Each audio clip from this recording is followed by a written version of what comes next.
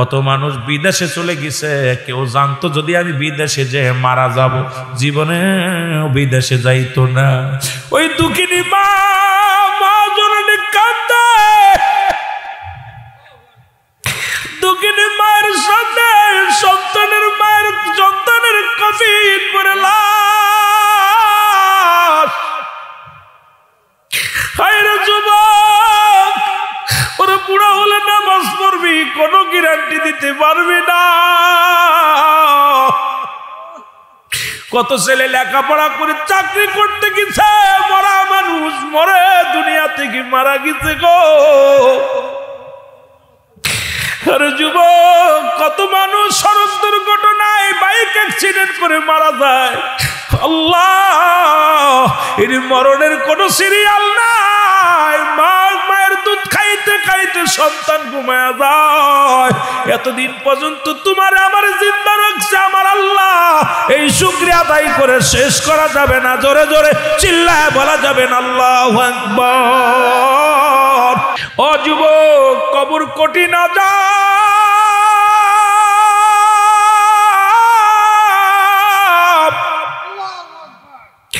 ওই কবরের বয়সের খোদা হযরত আলী রাদিয়াল্লাহু তাআলা একটা বছর কেঁদেছিল রে। ও যুবক শুনে নে, শুনে নে, শেরে খোদা হযরত আলী যখন শহর দিয়ে যাইতেছিল, একটা বালকের গায়ে ধাক্কা লেগেছিল। বালকের হাতে একটা তেলের পাতিল ছিল, তেলটা পড়ে গেল জমিনের মধ্যে। বালক বলে, কে গো তুমি আমার তেল ফেলেছো, তেলটা উঠায় দাও। আলী বলে, বালকরে তুমি আমার চেনো না? আমি হলাম শেরে খোদা হযরত আলী, হাসান হুসাইনের বাবা, নবীর জামাতা, ইসলামের চতুর্থ খলিফা। আমার নাম শেরে খোদা হযরত আলী রাদিয়াল্লাহু তাআলা আনহু। জোরে বলেন মারহাবা। যুবক ডাকতে বলে, বেবাদক ডাকতে বলে, আলী তুমি যত বড় বীর হও না কেন, কিচ্ছু যায় আসে না। আমার দুঃখিনী মা আমার তেল নিয়ে যেতে বলেছি, তেলটা তুমি কোথা থেকে দিবে আমি জানি না, আমার তেল দাও। আলী রে, ছেড়ে দাও, তোমাকে ছাড়তে রাজি নয়। তেল দাও, তেল না দেয়া পর্যন্ত আমি তোমারে ছাড়ব না। আলী ছেলেটার মুখের কথা শুনিয়া মাটি ধরে চাপ দিলেন, বালুটা ধরে চাপ দিলেন। চাপ দিলে সমস্ত তেলগুলো ছেড়ে দিছে। এইবার বালকটা তেলের বোতল নিয়ে, তেলের পাতিল নিয়ে আনন্দে নাচতে নাচতে রওনা হয়ে গেছে। শেরে খোদা হযরত আলী রওনা দিছে, পিছন থেকে ডাক দে বলে, আলী এ যুবক শুনে নে, গায়ের বল কদিন থাকবে রে? এরে আমিও যুবক ছিলাম, তোদের মতো টকবগে যুবক ছিলাম।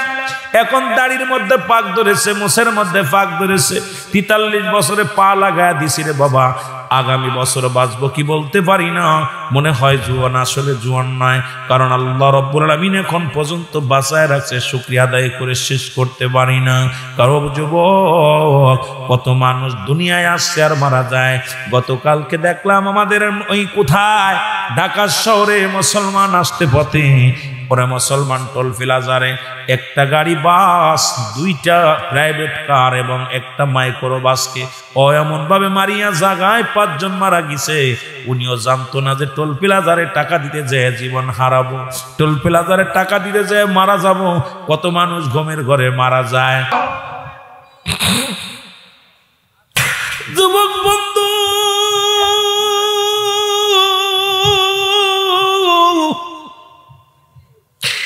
ডাক দে বলে, আলী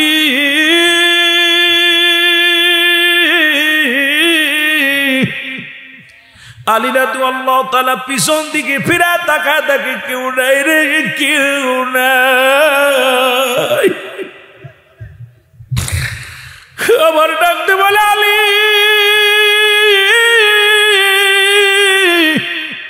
পিছন দিকে ফিরে তাকায়, দেখে কেউ নাই।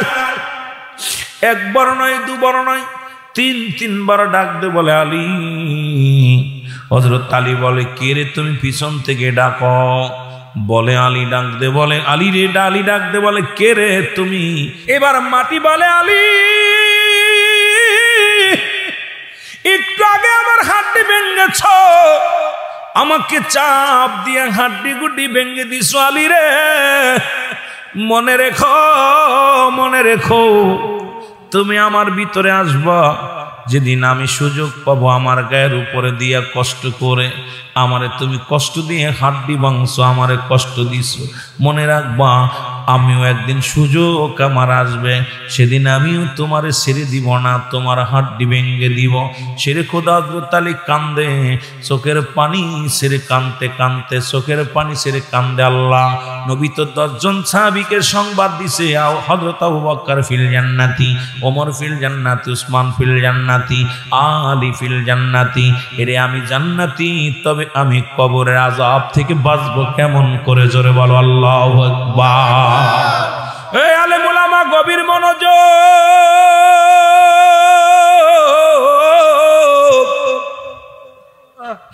আলী বলে, ইয়া রাসূলুল্লাহ, ইয়া হাবিবাল্লাহ, আপনি আমাকে জান্নাতি বলে ঘোষণা দিয়েছেন গো নবী গো, কিন্তু মাটি তো আমারে ছাড়বে না। একদিন নয়, দুদিন নয়, একবার ঈদুল ফিতরের নামাজ পড়ে আল্লাহ নবী দোয়া করে দেখে আলী ভিতরে নাই। সাহাবীদেরকে ডাক দেন, নবী বলে, আমার আলী কই? আলী কিন্তু দেখতে পাই না। সাহাবীরা বলে, হুজুর আলীকে দেখলাম কাঁদতে কাঁদতে কাঁদতে বাড়ির দিকে রওনা হয়ে গেছে। আল্লাহ নবী ডাকতে বলে, চলো আলীর বাড়িতে যাই। আলীর বাড়িতে আসলেন, এসে সালাম দেয়, আসসালামু আলাইকুম হালাল বাইত। এবার ভিতর থেকে শুধু কান্নার আওয়াজ আসে, ফুফায়া ফুফায়া কান্দে। সেরে কথা হযরত আলী চোখের পানিগুলো ফেলা ফেলা কাঁদে।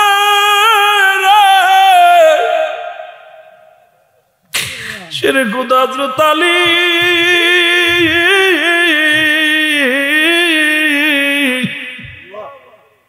শুধু চোখের পানি ফেলে কান্দে। আল্লাহ নবী ডাক দে বলে, আলী রে তুমি কেন কান্দো? বলে, নবী গো, আমি একটা ভুল করেছি। সেই ভুলটা হলো ওই মাটিকে আমি চাপ দিয়েছিলাম, মাটির হাড্ডি গুড্ডি ভেঙে গেছে। আমাকে বলছে আমার হাড্ডি গুড্ডি ভাঙবে কবরে। নবী গো, আপনি তো বলেছেন আলী ফিল জান্নাতি, 10 জন সাহাবীকে জান্নাতের সংবাদ দিয়েছেন, আমারে কি ওই কবর মাটিকে আমারে ছাড়বে? আমার নবী দোয়া করে চোখের পানি ছেড়ে কান্দে। এলহাম আসলো, আলী রে তুমি 1 বছর পরে কান্দো, তুমি খানা খাও না, শুধু পাগলের মতো কান্দো, রাত দিন 24 ঘন্টা বসে বসে কান্দো।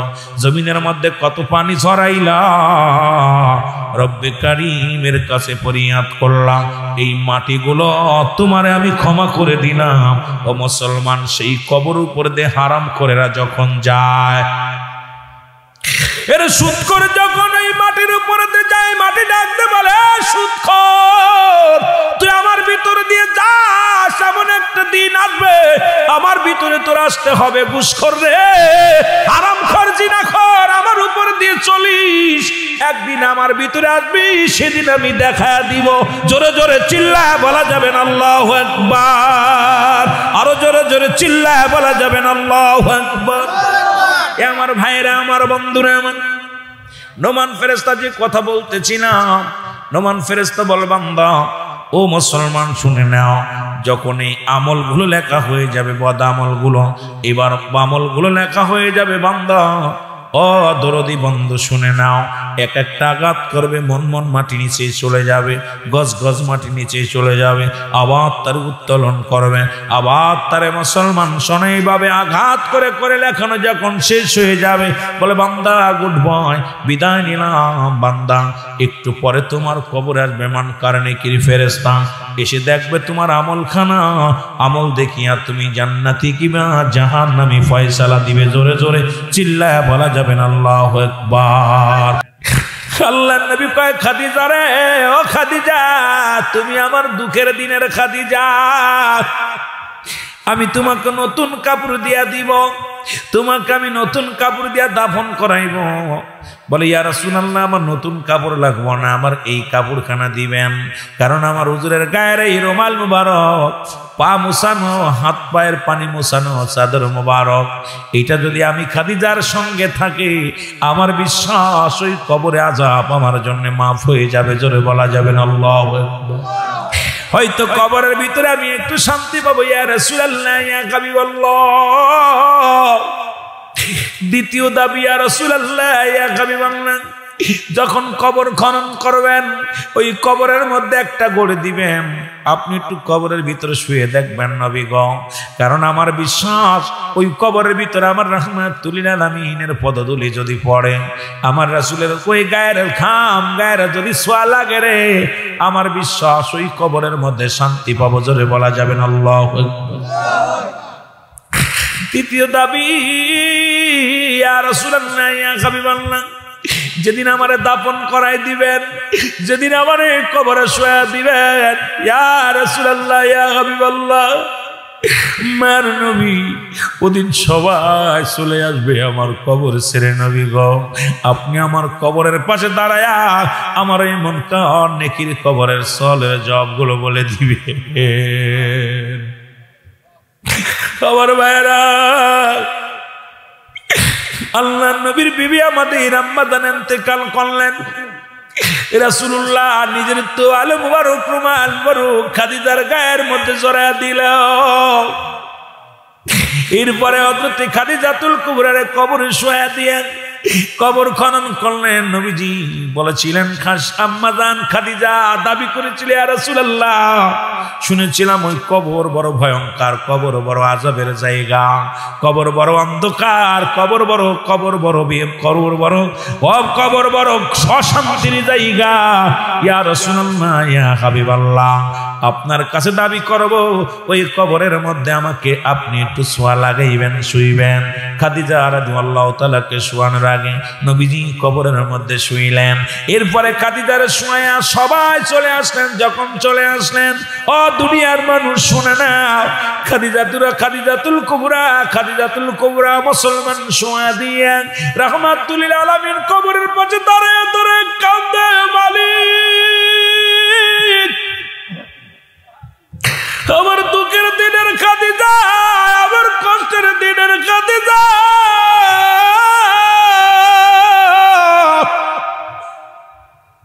আমি খাদিজার কবরে শুয়ে দিলাম।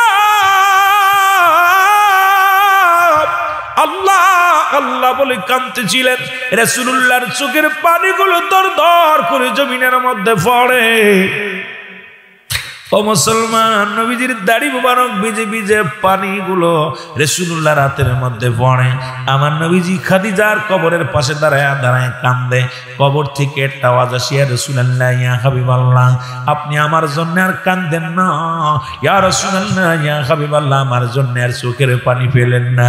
এই দুনিয়ার মধ্যে আমি খাদিজা যত আমল করেছিলাম আপনার দুঃখী উম্মতের জন্য দান করে আসি। জোরে বলা যাবে না সুবহানাল্লাহ। আল্লাহর নবী আর হাউমাউ করে কাঁদে। রহমতের নবী চোখের পানি ছেড়ে বলে, খাদিজা রে, তুমি আমার উম্মতের এত ভালোবাসো,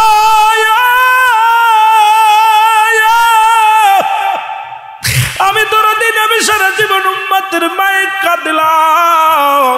খাদিজা রে, তুমিও তোমার জীবন দশায় সমস্ত আমলগুলো তুমি উম্মতের দান করে দিছো। জোরে জোরে চিল্লায় বলা যাবে না মারহাবা। এ মুসলমান শুনে নাও, ওই কবরের ভয়ে সাহাবী ইকরাম কেঁদেছেন, কবরের ভয়ে ওলামা ইকরাম কেঁদেছেন, কবরের ভয়ে আল্লাহর ওলিগণ কেঁদেছে। কবরের ভয় আমাদের মধ্যে নাই। আরে কবরে যে যেতে হবে, ওই কবর কাউকে ছাড়বে না, ওই কবর কোনোদিন কাউকে ছাড়বে না। পচা বলেন, কুয়ে বলেন, মদখোর বলেন, গাঁজাখোর বলেন, সবাই রে কবর গ্রহণ করে মুসলমান। এই নিষ্ঠুর পৃথিবী কাউকে ছাড়বে না, সবাইকে ভোগ করবে। জোরে জোরে চিল্লায় বলেন ঠিক কি না? মারহাবা বলেন না? যুবক বন্ধুরা শোনো না, কবর থেকে মুসলমান শোনো, নোমান ফেরেশতা চলে আসবে, এবার গুড বাই বলে চলে আসবে। মুসলমান শোনো, এবার কবরে ঢুকবে মুনকার নেকির আয়া দেখবে আপনার আমলখানা। মুসলমান যেদিকে গিয়েছিলাম, এবারে দেখবে মুসলমান, দেখবে কি দেখবে? এইবারে দেখবে মুসলমান শোনো, এবার কি দেখবে? দেখবে তো আপনার আমল নামা ভালো না।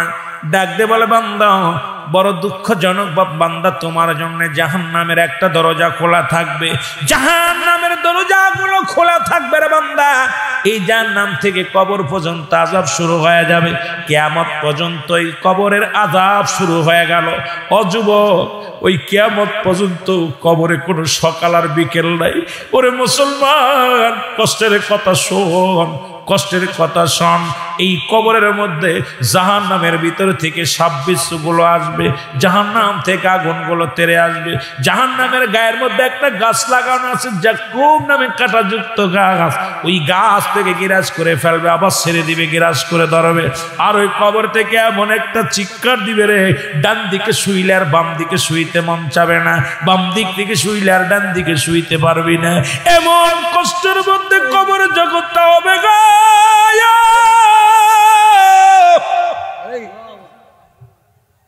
ওই জাহান্নামের ভিতরের দিকে ও মুসলমান, মহিলাদের নিপথের পানিগুলো আনা হবে,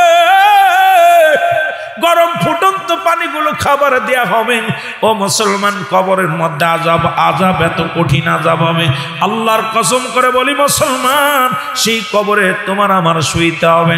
ওই কবরের চিন্তা কেন তোমাদের ভিতরে আসে না?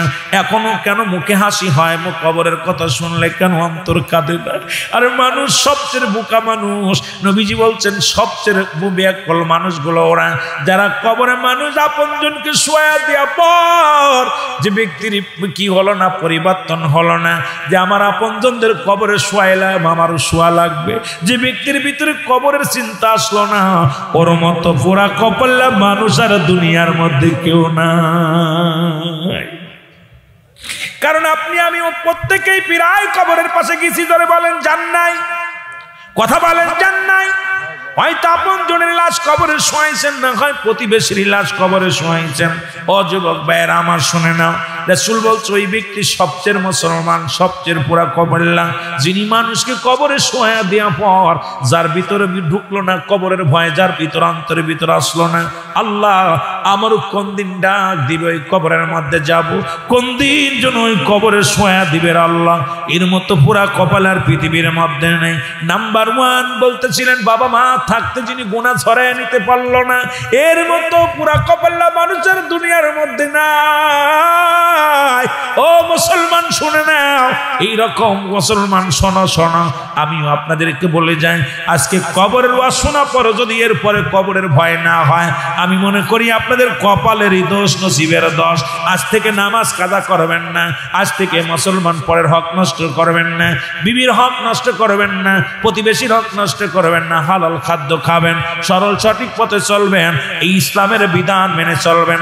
আল্লাহ যেন চলার তৌফিক দান করে। জোরে জোরে চিল্লায় বলো আমিন। যে বান্দার আমলখানা ভালো হবে, রব্বি কারীম ফেরেশতাকে পুরুষ ঘোষণা দিবে, ও ফেরেশতা যাও অমুক বান্দারে তুমি জান্নাতের দরজা খুলে দাও। ওই জান্নাতের দরজা খুলে দিবে, জান্নাত থেকে নিয়ামতগুলো আসবে, জান্নাতের নিয়ামতগুলো ভোগ করবে কবরে শুয়ে। মুসলমান মন থেকে মনে মনে যা বলবে সবই পেয়ে যাবে, শুধু জান্নাতে প্রবেশ করতে পারবেন না কিয়ামতের আগে। কারণ হাসরের ময়দান বিচার হবে, তখন জান্নাতে প্রবেশ করাবে। কিন্তু জান্নাতের নিয়ামতগুলো আপনি ঠিকই ভোগ করবেন কবর জগতে শুয়ে। যা চাইবেন আপনার মন খুশি ততই মতন হাঁকা যা হাঁকা যা হাঁকা যা, যত লাগবে ততই আপনারে দিবে, কেউ বাধা দিবে না, কেউ বারণ করবে না, অভাব থাকবে না। আল্লাহ আমাদের সবাইকে তুমি জান্নাত পর্যন্ত পৌঁছায়া দিও। জোরে বলেন আমিন। এরপরেও যদি মানুষ পরিবর্তন না হয়, বাইরে কবরের ওয়াজ শোনা পর যদি চোখে পানি না আসে, যদি আমাদের ভয় ভিতরে না ঢুকে করে লাভ কি? আরে মানুষের ভিতরে হারাম ঢুকতে ঢুকতে একটার ভিতরে ভয় নেই। একবার যাইয়ে দেখেন, যদি কবর থেকে কেউ ফিরে আসতো, রিমান্ডে জায়গা দেয়, এদের জিগেবেন।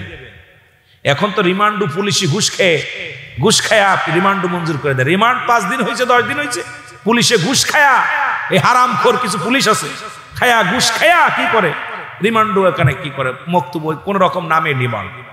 কারণ যুবক তুই রিমান্ড এমনি মাপ কর, ঘুষ খাস না, সুদ খাস না। ঘুষ করা সুদখোরের জায়গা হবে আগুনের নদী। সুতরাং আমার দেশে এখন সুদখোর আর ঘুষখোর যেভাবে বাড়ছে, এদের কপালে যে কি আছে আল্লাহ ওই মুসিবতের দিন। এই যে বক্তারা ওয়াজ করতেছে, পরিবর্তন হচ্ছে না জাতি। আর এখন সত্য কথা বলার কায়দা নেই, সত্য বললেই দোষ। আগে মানুষ মিথ্যা বলতো না, পাপ হবে, আর এখন সত্য বলে না, বিপদ হবে। জোরে বলেন ঠিক কি না? সব পরিবর্তন। আল্লাহ আমাদের বুঝার তৌফিক দান করুক। জোরে বলেন আমিন। কত বাজে? হাই হাই, 12:30 বেজে গেছে, কাম সারছে।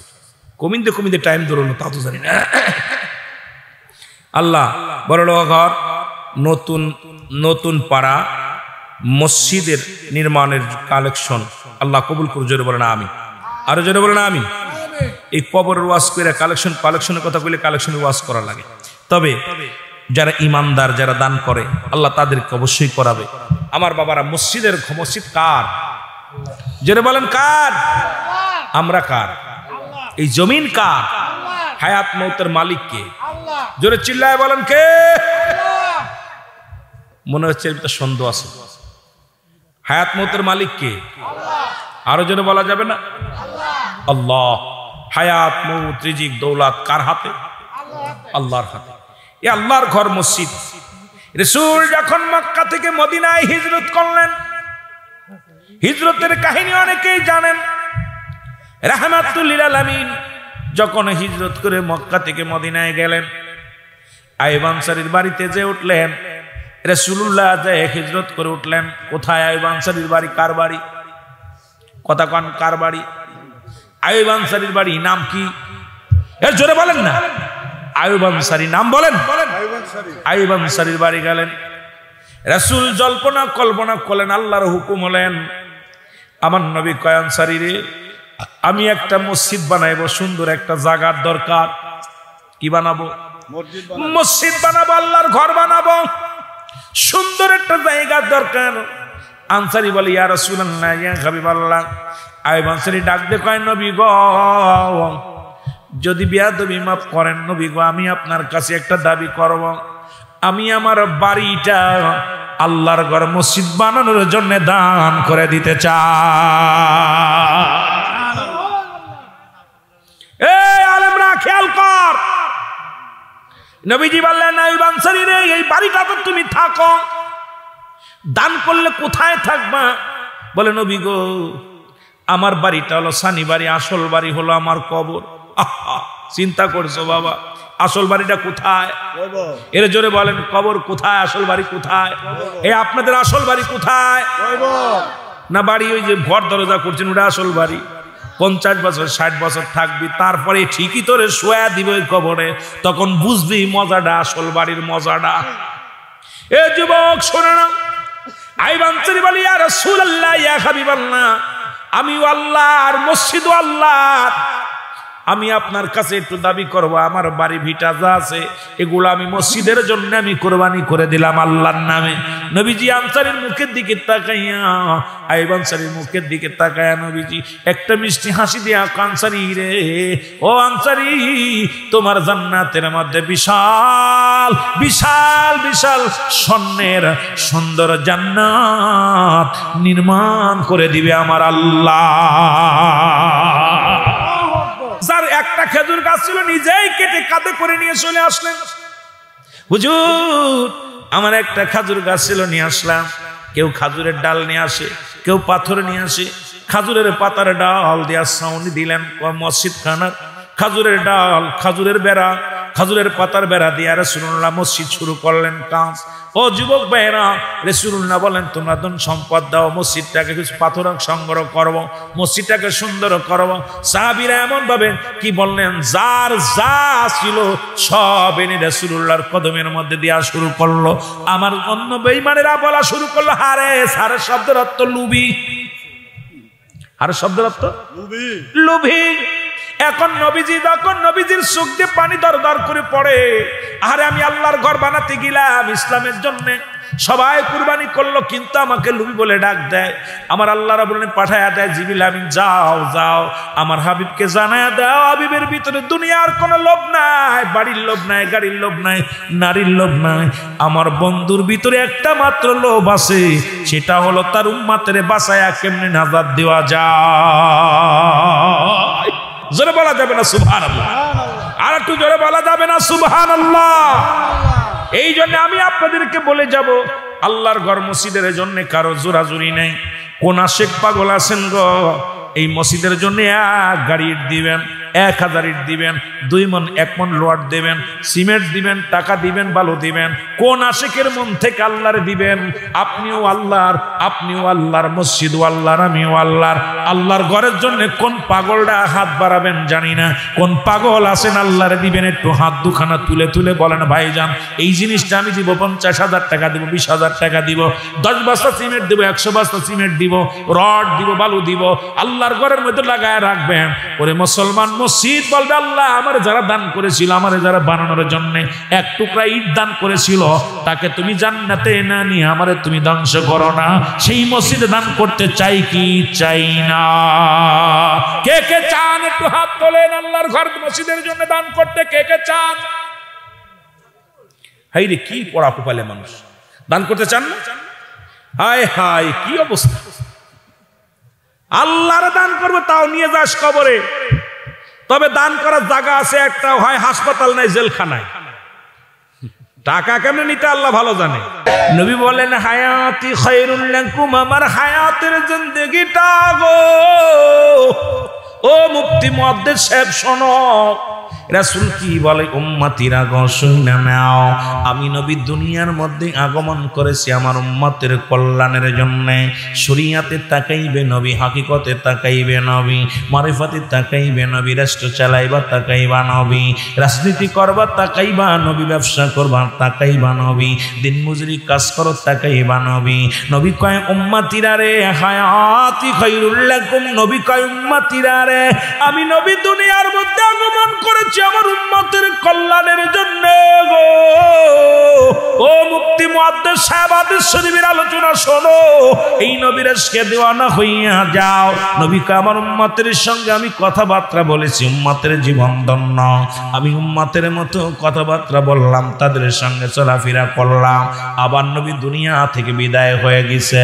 নবী কয় ওয়াফাতি খায়রুল লাকুম ওয়া মামায়াতি খায়রুল লাকুম, উম্মতিনা গো শুইনা নাও, শুইনা নাও, আমি নবী দুনিয়া থেকে বিদায় নিলাম আমার উম্মতের কল্যাণের জন্য।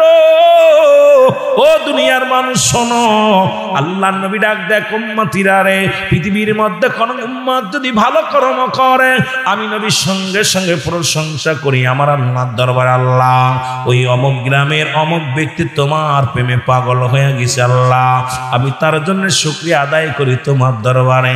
আবার যদি কোনো উম্মত গুনাহ করে, মুসলমান শোনো, সঙ্গে সঙ্গে নবী কয় আমি আল্লাহর দরবারে ইস্তেগফার করি, ক্ষমা চাই। ও যুবকেরা শোন, এ বাতিলেরা শোন, যারা নবীর দুশ্মন, দুশ্মনের রাসূল শুইনা নাও। অন্যায় করে ছেলে মাফসাই বাবায়, অন্যায় করে গ্রামের ছেলে মাফসাই চেয়ারম্যান মেম্বার যাইয়া, এমন নবীর উম্মত হইলাম, ভুল করি আমি কান্দে আমার নবী। এই নবীর পক্ষে থাকার দরকার আছে কিনা? এ ভাইরা আমার, বন্ধুরা আমার, যে কথাগুলো বলি দিলের কান্ডা লাগা শোনো। ওই কবরে যেদিন শোয়া দিবে, কবরে প্রথম যখন আপনাকে শোয়ানোর সঙ্গে সঙ্গে একজন ফেরেশতা আসবে, নাম তার কি জানা আছে? নোমান ফেরেশতা আসবে। জোরে বলেন মারহাবা। ও বাবা, প্রথমেই আসবে একজন ফেরেশতা, যেহেতু কবরে আযাবের বিষয় নিয়ে আমি আলোচনার মধ্যে ডুব দিব, দেরি করা যাবে না, সময় নষ্ট করা যাবে না। এই ফেরেশতার নাম হলো নোমান ফেরেশতা। অনেকেই জানি, অনেকেই জানি না। সবাই জানি কবরে শোয়াইলে ফেরেশতা দুজন, তারা হলো মুনকার নেকির, একজন লেখে, একজন বদি, দুজন লেখার জন্য আসবে না মুসলমান। এরা দুজন থাকে কিরামান কাতিবিন।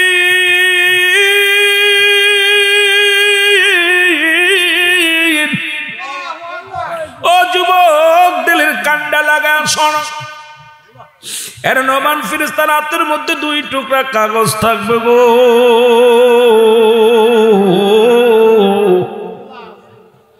একটা থাকবে নেকির কাগজ, একটা থাকবে বদির কাগজ। ডাক দিয়ে উঠাবে, জামান জানাব মোহাম্মদ আব্দুর রাজ্জাক সাহেব বিল্লাল খন্দকার, ওঠো।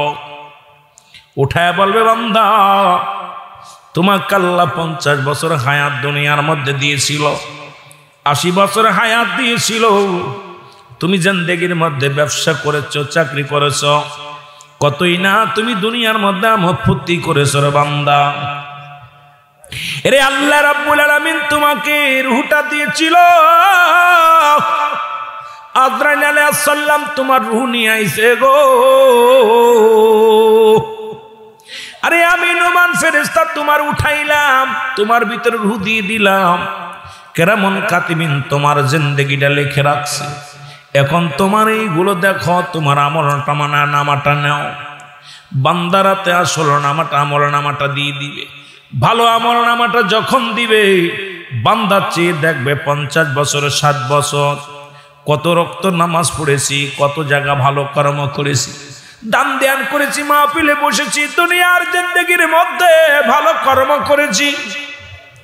বান্দা আমল নামাটা দেখে বড় খুশি হইব গো।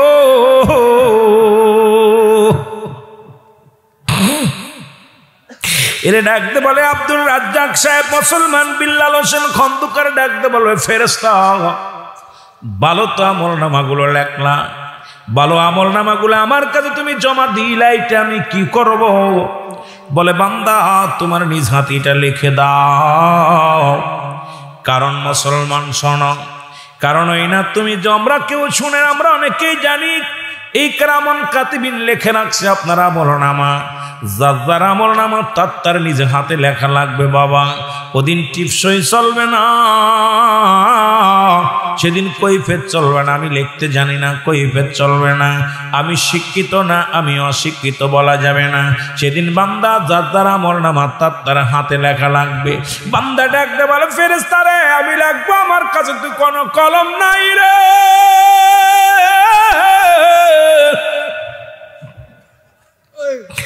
আমার কাছে তো কোনো কলম নাই, আমি কেমনে লিখব?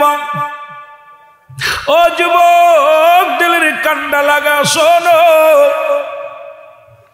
আমার যুবক বন্ধুরা শোনো গো। নোমান ফেরেশতা ডাকতে বলে বান্দা তোমার ওই ডান হাতের শাহাদাত আঙ্গুল মোবারক হলো কলম। জোরে জোরে চিল্লায় বলা যাবে না আল্লাহু আকবার। আর একটু জোরে জোরে চিল্লায় বলা যাবে না আল্লাহু আকবার। এই ডান হাতের শাহাদাত আঙ্গুল মোবারক হলো কলম। এ যুবক, তোদের পায়ে ধরে বলে যায়, হাতে ধরে বলে যায়, এই হাতে কুস্তিন করিস না, এই হাতে কাউকে প্রহার করিস না, এই হাতে গাঁজা মদ ধরিস না, এই হাত দিয়ে সুদ ঘুষের টাকা ধরিস না, এই হাত দিয়া দান ধ্যান কর, এই হাত দিয়া কোনোদিন সুদের কারবার করিস না, এই হাত দিয়ে কোনোদিন ঘুষের কারবার করিস না, এই হাত দিয়ে কোনোদিন বিড়ি সিগারেট ধরিস না। তো মুবারক হবে কালি।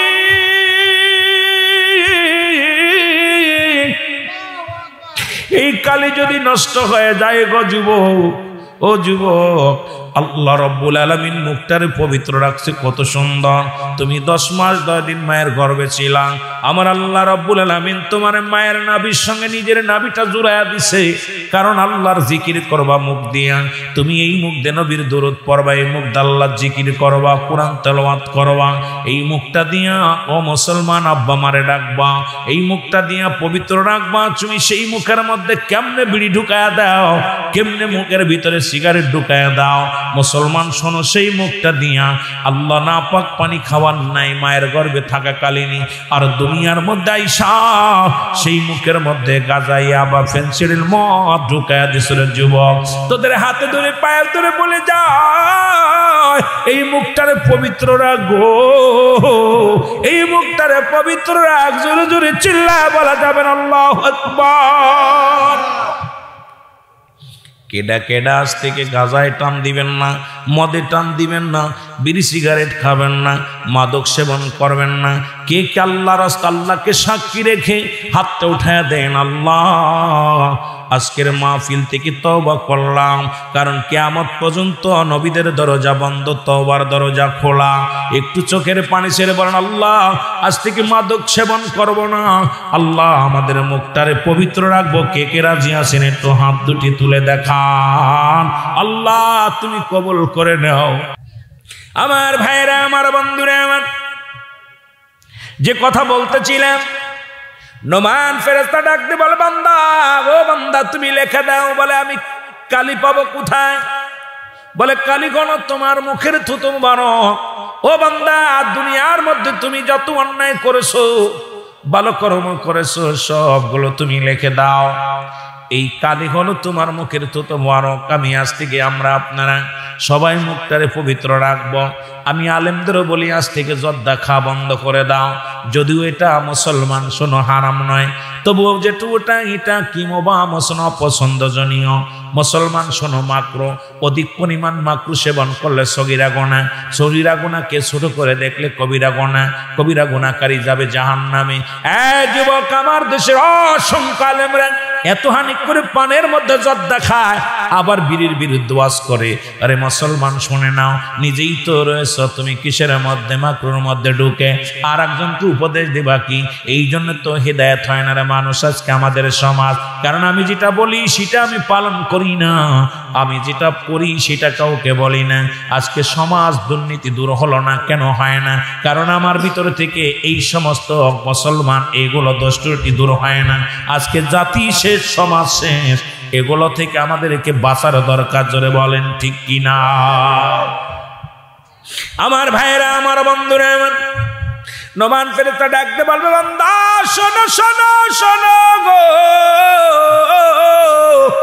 ও বান্দা লিখে দাও, তুমি লিখে দাও। আমি কলম পাইলাম, কালি পাইলাম, এখন আমি লিখবো কোথায়? আমার কাছে তো কোনো কাগজ নাই, খাতা নাই।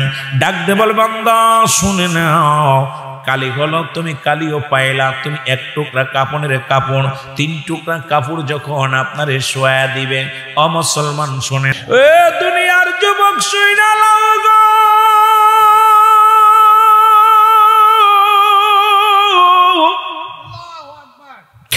কাপড়ের কাপড় 3 টুকরো দেবে।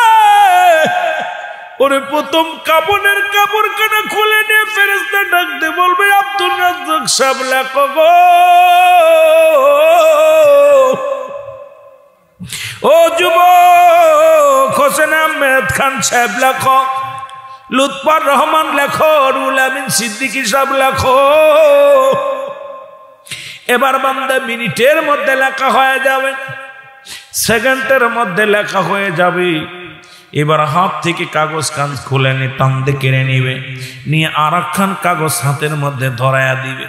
দেখবে বান্দা 80 বছরের জিন্দেগি কোথায় নামাজ ছেড়ে দিয়েছিলাম, কোথায় আমি জিনা ব্যভিচার করেছিলাম, কোথায় যাইয়া বন্ধু বান্ধব নিয়ে মদের প্যান্ডেলে বসেছিলাম, কোথায় কোন বন্ধু বান্ধব নিয়ে সিনেমার হলে ঢুকেছিলাম, কোথায় কোন নারীর প্রেমে আসক্ত হয়েছিলাম, কোথায় দুনিয়ার মধ্যে অন্যায় ব্যভিচার করেছিলাম। যুবক, পালানোর কোনো সুযোগ নাই,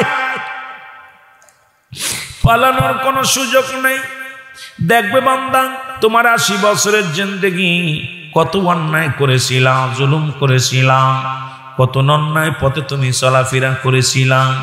এবার ডাকতে বলে, বান্দা লিখে দাও। বান্দা বলবে, আমি লিখতে পারবো না, এই পাপগুলো আমি করি নাই, পাপগুলো করি নাই। ডাকতে বলে, বান্দা তুমি পাপ করো নাই, ওই ভিডিও ফ্লেশগুলো টান দেওয়া হবে, কত মিনিট, কত তারিখে, কত মাস, কোন জায়গা, কত সেকেন্ডে তুমি অন্যায়টা করেছিলা, কোথায় তুমি মদের প্যান্ডেলে বসেছিলা, কোথায় তুমি জুয়ার প্যান্ডেলে বসেছিলা, কোথায় তুমি অন্যায় পথে চলেছিলা। বান্দা সব তোমার সামনে হাজির হয়ে যাবে। বান্দা চিৎকার মেরে কাঁদবে, বলবে, ফেরেশতারা রে,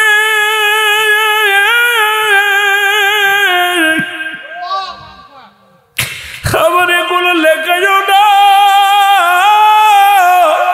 আমি লিখতে পারবো না, লিখতে পারবো না। এই মাটির কবরে এমন ভাবে চাপ দিবে রে, এমন ভাবে তুমি ডান দিক থেকে মাটি চাপ দিবে, ডান দিকের মাটিগুলো বাম দিকে চলে যাবে, বাম দিকের হাড্ডিগুলো ডান দিকে চলে যাবে। ডান দিক বাম দিক থেকে চাপ দিবে, বাম দিকের হাড্ডিগুলো ডান দিকে চলে আসবে।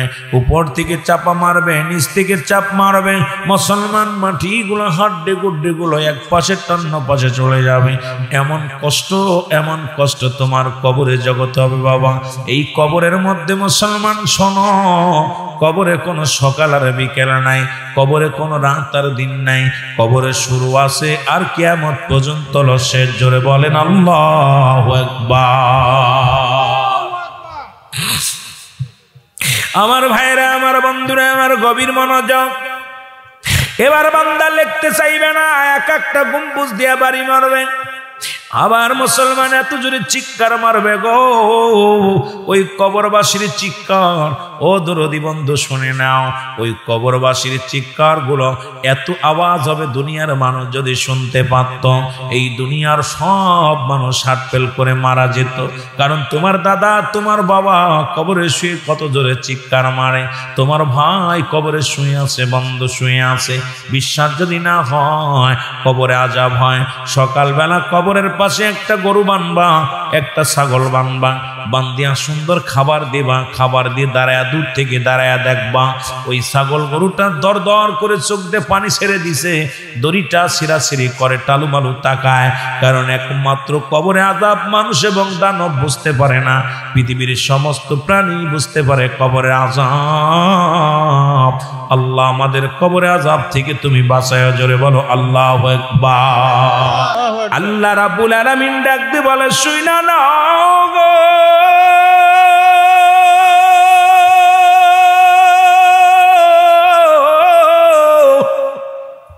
মুমিন মুত্তাকিন ঈমানদারদের জন্য আমার আল্লাহ রাব্বুল আলামিন একটা নয়, দুটি নয়, 8টা জান্নাত প্রস্তুতি করে রাখছে। এখন মরণের পরে দুইটা জায়গায়, একটা হলো জান্নাত আর একটা হলো জাহান্নাম।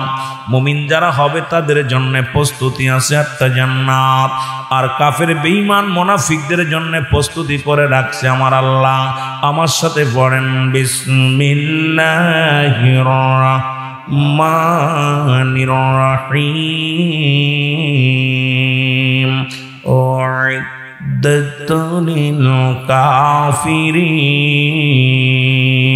আল্লাহ বলে, কাফের বেঈমান মুনাফিকদের জন্য ওই আমি আল্লাহ প্রস্তুতি করে রাখছি 7টা জান্নাত। এর ঈমানদারদের জন্য 8টা জান্নাত, কাফের মুশরিকদের জন্য 7টা জান্নাত। ও দুনিয়ার মুসলমান,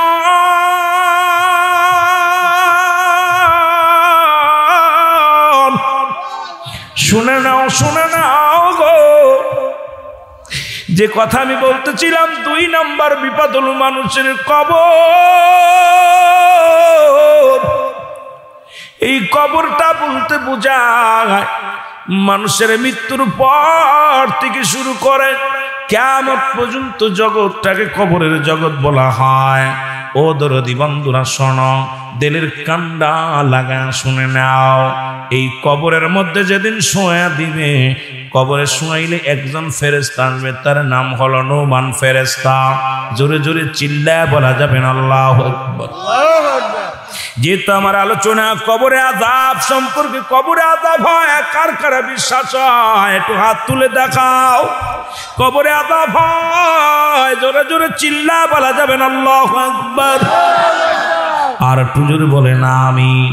আল্লাহ 2 নম্বর বিপদ হলো আমাদের কবর। এই কবর বলতে বোঝায় মানুষের মৃত্যুর পর থেকে শুরু করে গো কিয়ামত পর্যন্ত জগৎটাকে বলা হয় কবরের জগৎ। ও মুসলমান শোনো, আমরা মনে করি বাড়ির আশেপাশে 3.5 হাত গর্ত করিয়া যাদেরকে মাটি দেওয়া হয় ওটাই মনে হয় কবর। যারা আগুনে পুড়ে মারা গেল তাদের কবর কোথায়? যাদের হাঙ্গর কুমিরে খাইলো তাদের কবর কোথায়? যারা দুনিয়ার মধ্যে বাঘ বল্লুকে খাইলো তাদের কবর কোথায়? কবর বলতে বোঝায় মানুষের মৃত্যুর পর থেকে শুরু করে কিয়ামত পর্যন্ত জগৎটাকে বলা হয় কবরের জগৎ। ও দরদি বন্ধু গো, তৎকালীন জামানা একদল বেঈমান ছিল গো। আল্লাহর রাসূলের দরবারে যে বলে মিনান নাস, মানুষের মধ্যে মা কুলু, তারা বলবে আমান্না, তার ঈমান আনছে বিল্লাহি, আল্লাহর প্রতি অবিলা মিনা কিরাতের প্রতি বিশ্বাস স্থাপন করছে। ওমা হুম বিমুমিনিন,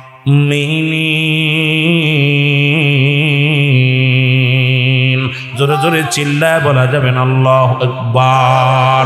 মানুষের দুইটা টাইমে মরণ হয় গো, একটা হলো রাতের বেলা, একটা হলো দিনের বেলা। আল্লাহ, দিন শুরু করেছিলাম মৃত্যুবরণ করি নাই, রাত শুরু করেছি এখনো মৃত্যুবরণ করি নাই। আল্লাহ, রাত শেষ করতে পারবো কেউ বলতে পারি না।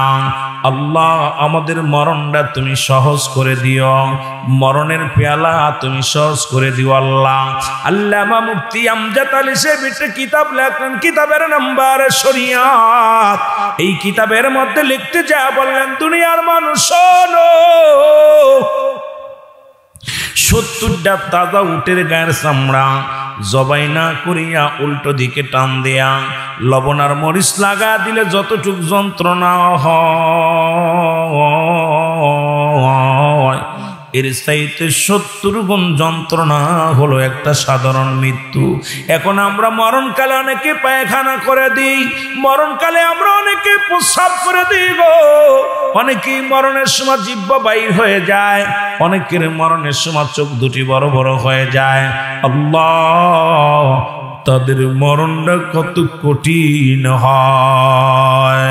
মদিনা মদিনা আশিক মুমিনের ঠিকানা, বলো না মদিনা। আয় হায় দিদার চেয়ে কাঁদো তোমরা, দিদার চেয়ে কাঁদো তোমরা, হও না নবীর দিওয়ানা। মদিনা মদিনা আশিক মুমিনের ঠিকানা, বলো না মদিনা। আওয়াজ দি বাবা, তাড়াতাড়ি যাইতে, অনেক লম্বা আলোচনা। এর নবীর প্রিয় সাহাবী হযরত আবু বকর সিদ্দিকী, বলো নবীর প্রিয় সাহাবী আবু বকর সিদ্দিকী। আরে ভালোবেসে শুইল পাশে, ভালোবেসে যাইয়া সে তাই দেখো না মদিনা মদিনা আশিক মুমিনের ঠিকানা, বলো না মদিনা। জালালউদ্দিন সুয়ুতি ৭৫ বার দেখলো নবীজি, বলো জালালউদ্দিন সুয়ুতি ৭৫ বার দেখলো নবীজি। ওরে এতবার দেখিয়াও নবী, এতবার দেখিয়াও নবী, তৃষ্ণা তাহার মেটে না। মদিনা মদিনা আশিক মুমিনের ঠিকানা, বলো না মদিনা। আশিক মুমিনের ঠিকানা। আয় হায় দিদার চেয়ে কাঁদো তোমরা, দিদার চেয়ে কাঁদো তোমরা, হও না নবীর দিওয়ানা। মদিনা মদিনা আশিক মুমিনের ঠিকানা।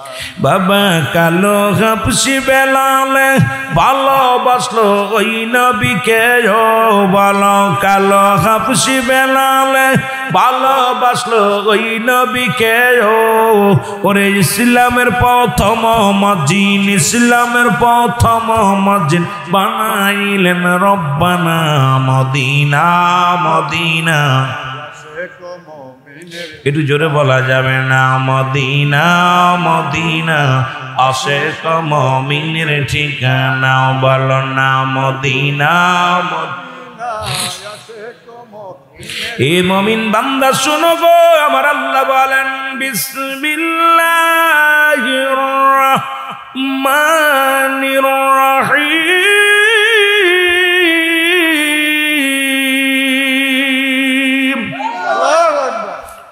উইদ্দাত লিল মুমিনিন।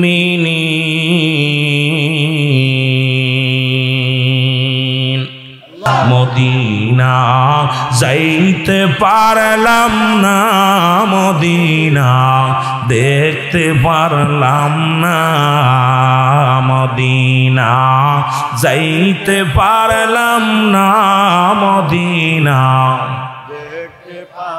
মহব্বতে বলেন মদিনা, যাইতে পারলাম না মদিনা। আমি অসহায় তাই এত দূরে রই, বলো অসহায় তাই এত দূরে রই, দূর থেকে সালাম জানাই, বলো দূর থেকে সালাম জানাই মদিনা, যাইতে পারলাম না মদিনা। বাবারে মহব্বতে বলেন মদিনা, যাইতে পারলাম না মদিনা। মদিনার নাম কত মধু,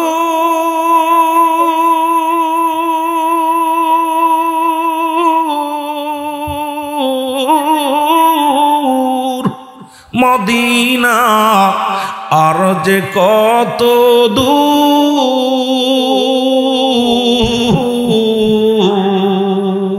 আর ওই মদিনার পথের ধুলি, বলো ওই মদিনার পথের ধুলি, মাখতে পারলাম না মদিনা, যাইতে পারলাম না মদিনা। মদিনায় যেতে চান না বাবা?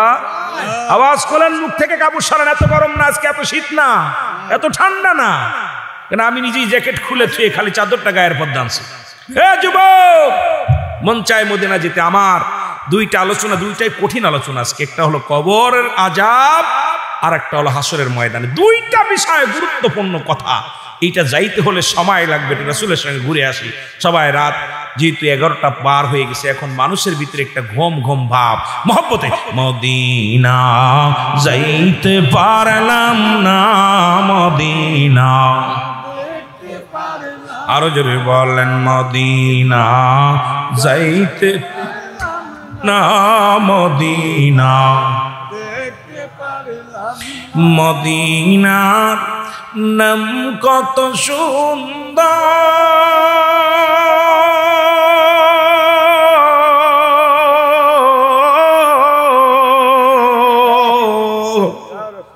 মদিনা কেরে সে অন্তর,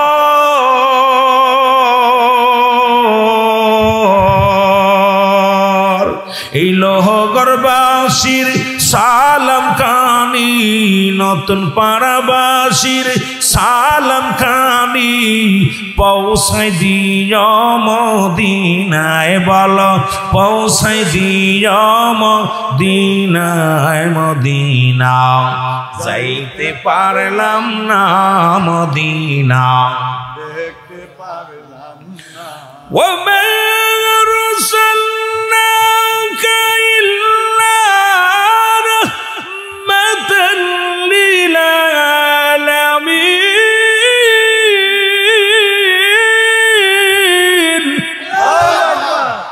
নবী হলো রাহমাতাল লিল আলামিন, আল্লাহ হলো রব্বুল আলামিন। মদিনার সঙ্গে তাল মিলালে, মদিনার সঙ্গে প্রেম করলে সহজ হয়ে যাবে জান্নাতে যাওয়া, সহজ হয়ে যাবে আল্লাহকে পাওয়া। এই জন্য মদিনা আসনে বারবার আমি ঢেউ তুলি নবীজির প্রেমে। জোরে বলেন ঠিক কিনা? রে আমার মনের জল্পনা কল্পনা, নবী যাব আমি সোনার মদিনা, বলো যাব আমি জোরে জোরে, এরে যাব আমি সোনার মদিনায়, বলো যাব আমি এরে আমার মনের জল্পনা কল্পনা, নবী যাব আমি সোনার, এরে যাব আমি সোনার মদিনায়, বলো যাব আমি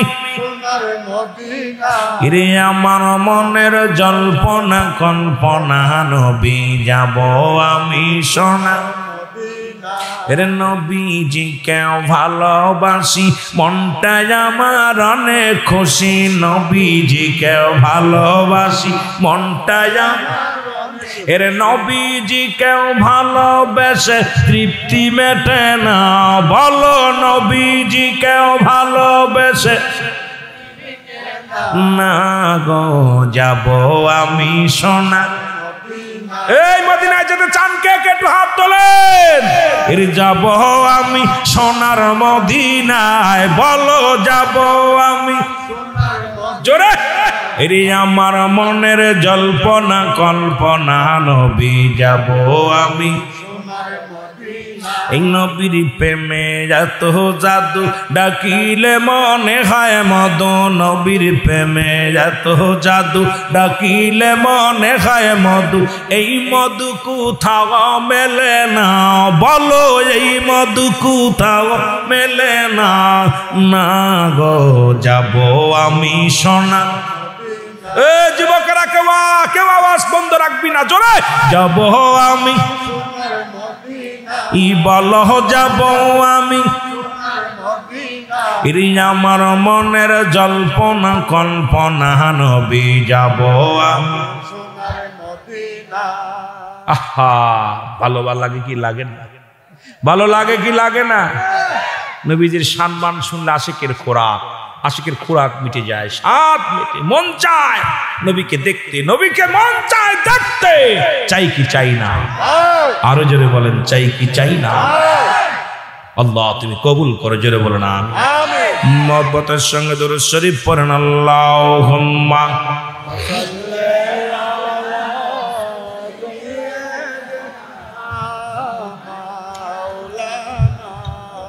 অল্প وعلى آل سيدنا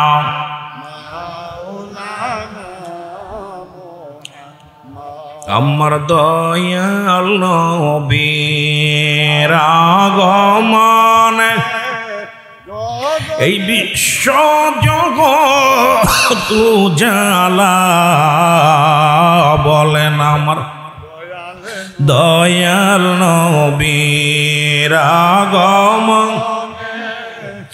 জগতইল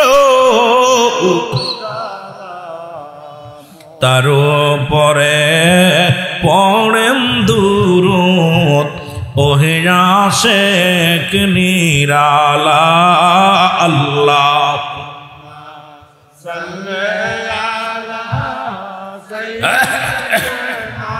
জোরে ওয়ালা আলি সাইয়্যিদিনা।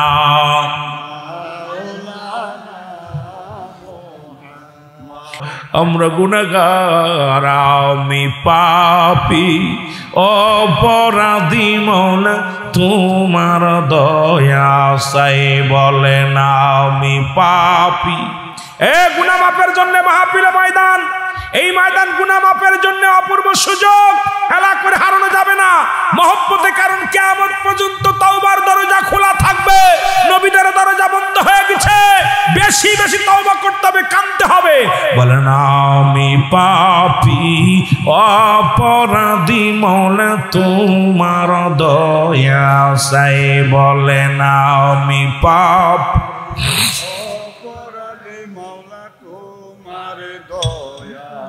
এর তুমি যদি না করো দয়া,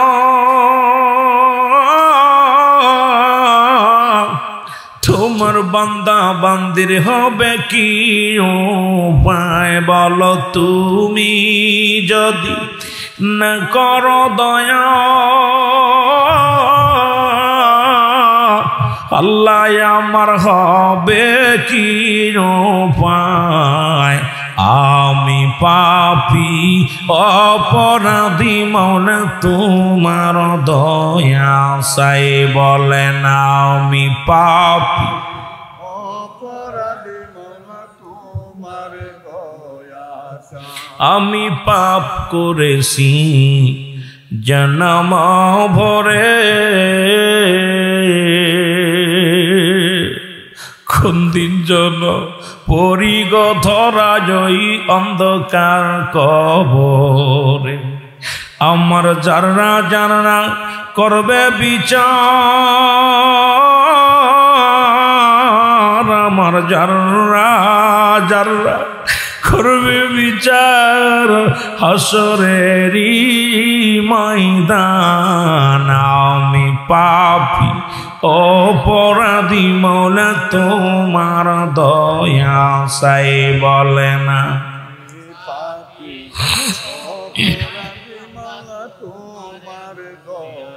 আস্তাগফিরুল্লাহ রব্বি মিন কুল্লি যামবিন আতুবু ইলাইহি। আমার সাথে বলেন আস্তাগফিরুল্লাহ রব্বি মিন কুল্লি যামবিন আতুবু ইলাইহি লা হাওলা ওয়ালা কুওয়াতা ইল্লা বিল্লাহিল আলিয়্যিল আযীম।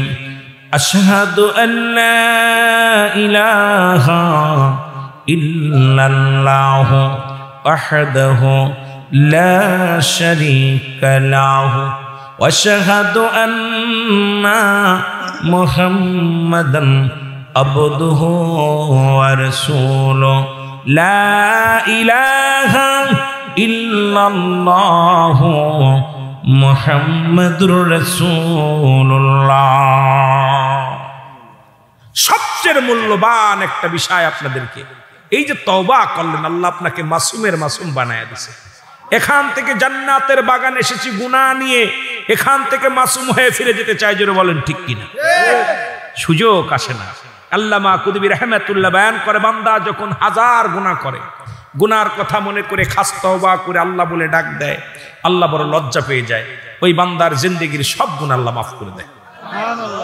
দেখছেন, এই জন্য জান্নাতের বাগানে এসে গুনাহ নিয়ে যেতে চাই না। এখানে আসবো গুনার বোঝা মাথায় নিয়ে, এখানে জমিনের সঙ্গে দাফন করে বাড়ি যাবো, জোরে বলেন ঠিক কিনা? কিন্তু আমাদের দেশের ওয়াজ মাহফিলে গেলে আমার মনে হয় না যে গুনার সব নিয়ে আসতে পারি। কারণ ওখানে যে গীবাত শুনি, ওখানে যে আনন্দ ফুর্তি করে চলে আসি, চোখের পানি পড়ে না, মরণের ভয় ঢোকে না। আগের যুগে মানুষ মাহফিলে গেলে মানুষ হেদায়েত হতো, মানুষ ওয়াজ নসিহত থেকে আসার পর নামাজি হতো, আল্লাহওয়ালা হতো।